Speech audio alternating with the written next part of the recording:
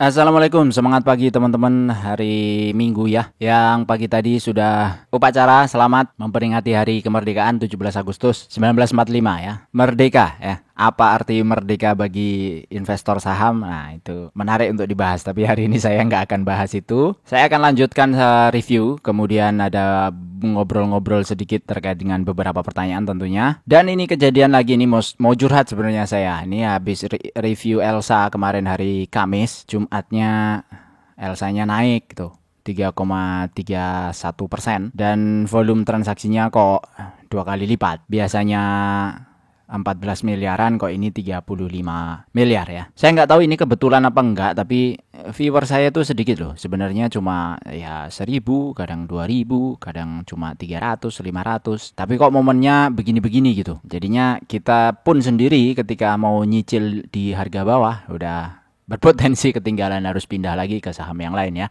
Jadi habis di review itu memang harus siap-siap memang. Saya hitung sih udah beberapa kali saham-saham yang begini ya, tidak selalu, tapi saya positive thinking itu bukan karena review kita, tapi ada sesuatu yang mendasari di sana. Nah saya yakin yang lihat video saya itu pasti menentukan beli atau jualnya itu sudah matang ya. Jadi lihat video hanya untuk pelengkap-pelengkap saja. Oke, hari ini saya akan bahas Telkom. Di laporan keuangan yang kuartal 2 itu sudah rilis kemarin, dan ini sudah pernah coret-coret, ini pasti ada review sebelum-sebelumnya. Saya sepertinya belum review ya untuk Telkom ya. Telkom belum ya, harusnya belum. Nah ini seminggu terakhir atau sekitar 5-4 hari terakhir itu asing masuk luar biasa ya. 600 miliar, 300 miliar transaksinya luar biasa memang untuk Telkom. Nah apakah ini harga yang murah di angka 2.600-an atau 3.300-an, ini di harga murah? Dan apakah masih akan berlanjut atau dia balik lagi ke harga bawah ya? Nah, kita coba lihat dari sisi fundamentalnya. Ini laporan keuangannya, kas dan aset lancar. Itu posisinya kas bagus ya, 33T ke 33,1 ya, 30. Turun sedikit, aset lancarnya 63 ke 60 ya, turun sedikit nggak masalah. Jumlah aset juga turun sedikit, itu nggak masalah.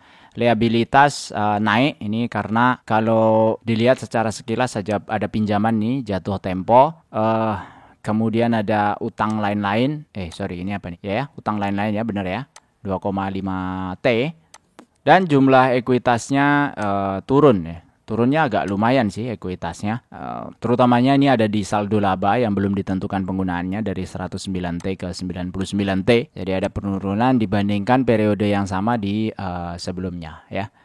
Kemudian pendapatan 75 ke 73 ini turun terus, ini pendapatannya. Nggak tahu ke saya Telkom kenapa seperti ini, apakah ada yang lain yang masuk ya sebagai pesaing, dan efek mestinya kan kayak Starlink kayak gitu-gitu mestinya bisa di maintain ya. Terus laba usaha ini turun, kemudian laba periode berjalan turun yang ngikutin laba usaha.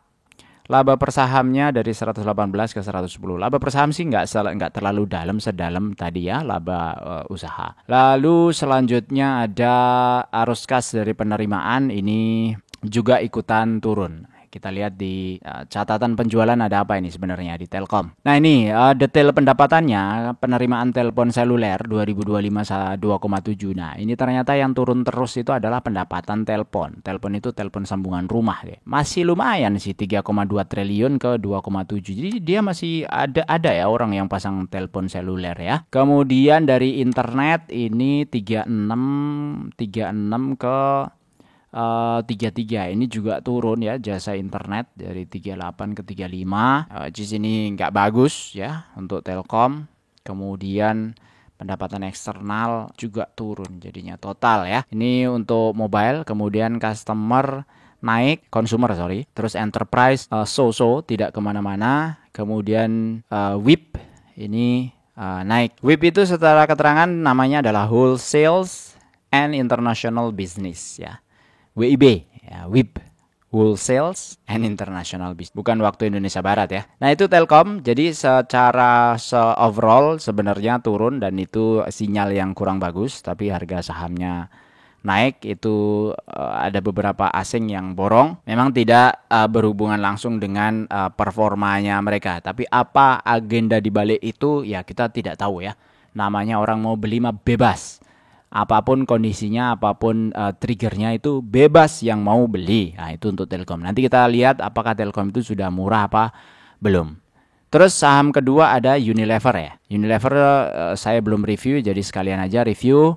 Aset lancar kas setara kas ini luar biasa ya, 600 miliar ke 2T. Ini kas setara kasnya, naiknya luar biasa ini. Apakah gerangan penyebabnya? Nah ini harus dicari tahu sih kasnya. Tapi apapun itu, kondisi Unilever secara aset itu naik ya, dari 16T ke 18T jumlah aset. Liabilitasnya naik sedikit, naiknya lumayan sih. Naiknya sampai 3 triliun. Ini ada utang usaha aman. Kemudian ada utang lain-lain, accrual, yang bikin sewa naik juga nih sewa. Oh sorry. Utang lain-lain ke pihak berelasi ini naik nih 700 miliar ke 2,2T. Oh mungkin karena berhutang ini jadi dia punya cashnya jadi naik ya ini ya dari 600 miliar ke 2T. Ya nggak bagus kalau cashnya itu berasal dari utang, bukan berasal dari operasional perusahaan. Langsung aja ke pendapatan atau penjualan bersih. Nah ini masih turun 19 ke 18T. Laba brutonya juga turun, kemudian laba usaha turun, kemudian laba periode berjalan turun. Laba per sahamnya juga ikutan turun. Lumayan itu turunnya hampir 10%. Terus saldo laba yang belum dicadangkan ini posisinya naik ya. 2020 salah. Turun malahan ya. Ini tulisannya kok kebalik-balik nih. Saldo Juni 2024 itu 2,6. Saldo Desember 2023 3. Juni 2025 ini 2,3, saldo Desember 2024 itu 1, ya turun kalau dibandingkan periode sebelumnya. Terus penerimaan dari pelanggan ini juga posisinya turun. Oke kita cek di penjualan sekalian. Nah dia kasih penjualan bersih di dalam negeri dari 18,5T menjadi 17,6. Ini turunnya ada di dalam negeri, ekspornya stabil malah naik. Ini mungkin masih kebawa dari boykot ya, karena di dalam negeri itu kenceng banget sih boykot. Apalagi ini Unilever Enterprise Indonesia ini 14 ke 10T rinciannya. Kemudian yang ekspor ya ini detail-detailnya sehingga ketemu 500-an. Kalau dibandingkan antara di kebutuhan rumah tangga ini turun ya 11T ke 10,9. Ini turun. Kemudian makanan minuman stabil. Oke, yang turun adalah home and personal care. Nah ini udah hampir bisa dipastikan ini Wardah yang ngambil porsinya ya. Karena kalau makanan minuman itu Wardah belum ada. Ini belum ada alternatifnya makanan minuman. Tapi kalau home and personal care itu sudah ada alternatifnya. Yang brand dalam negeri dan memang kuat sekali juga itu Wardah.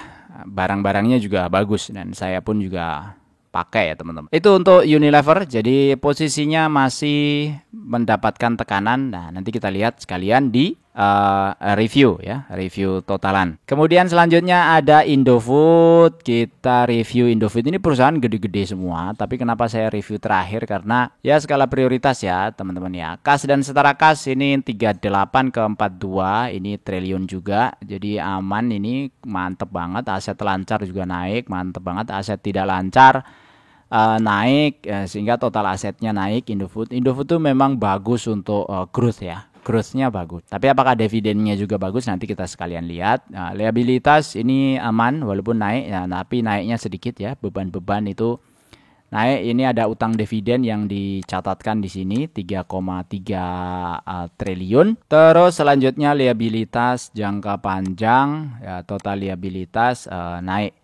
Liabilitas jangka panjangnya juga naik, ini karena ada utang bank. Jadi utang banknya naik 2 triliun ya, 5T ke 7T. Ekuitas posisinya naik sedikit.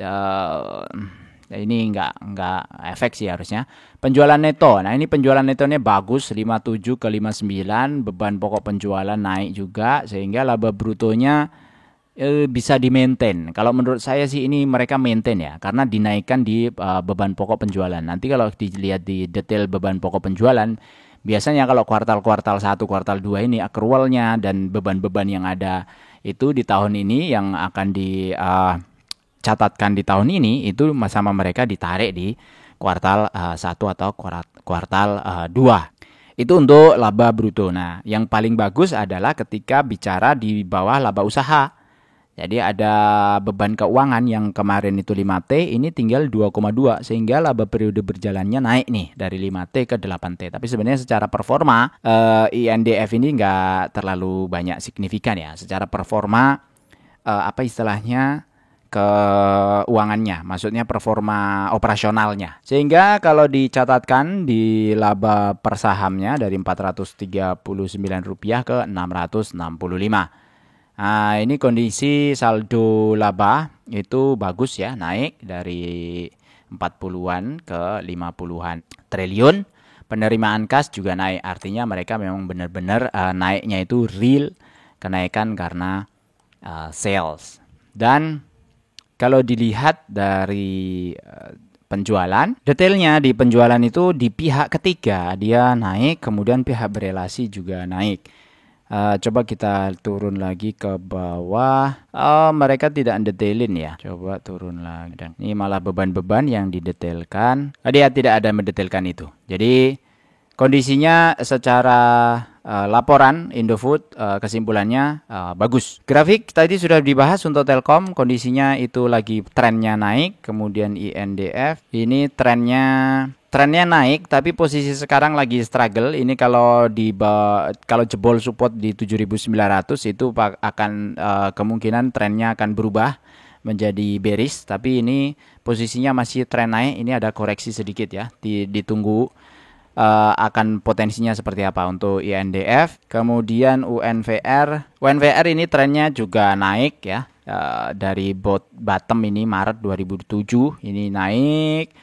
Kemudian ini masih strong juga untuk naik. Transaksinya sih sudah mulai rame ini.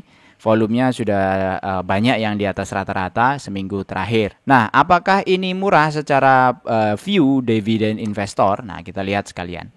Telkom itu posisi EPS ini sudah diupdate dan dividen payout rasio juga update per terakhir ya. INDF 35%, Telkom 89%, Unilever saya kasih 100%.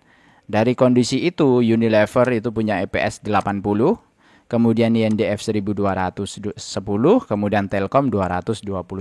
Nah, dari sisi harga Telkom di kemarin turun ya 3,3%, INDF turun juga, Unilever juga turun. Nah, gimana potensi dividennya ini teman-teman? 5,9%, 5,3% dan 4,6. Ini masih tergolong ya tidak terlalu murah ya. Tidak terlalu murah. Tapi memang perusahaan-perusahaan besar itu masih ya seperti ini rata-rata ya. Tapi ada perusahaan besar yang di atas ini secara performa, itu salah satunya adalah Astra International yang kemarin saya review. Lihat aja di video saya yang sebelumnya. Nah, gimana kalau kondisi seperti Telkom 5,9% kita masukkan ke dividend for living? Itu kondisinya kalau kita nabung selama 25 tahun, targetnya itu adalah 18 juta. Dividennya ini baru dapat 9,5 juta. Jadi kurang ya. Jadi minimal paling tidak ya angkanya 9% atau 10%-an lah. 9% itu harusnya dapat sih 22 jutaan ya. Di 9% itu bottom minimumnya. Jadi selama 1 tahun kita investasi itu yield dividen atau yieldnya portofolio. Sorry agak nggak konsen dikit. Itu oke lah. Kita tutup aja ya. Sudah kurang konsentrasi nih, harus sarapan dulu. Ini belum sarapan. Baru sarapan dikit. Thank you teman-teman. Assalamualaikum warahmatullahi wabarakatuh.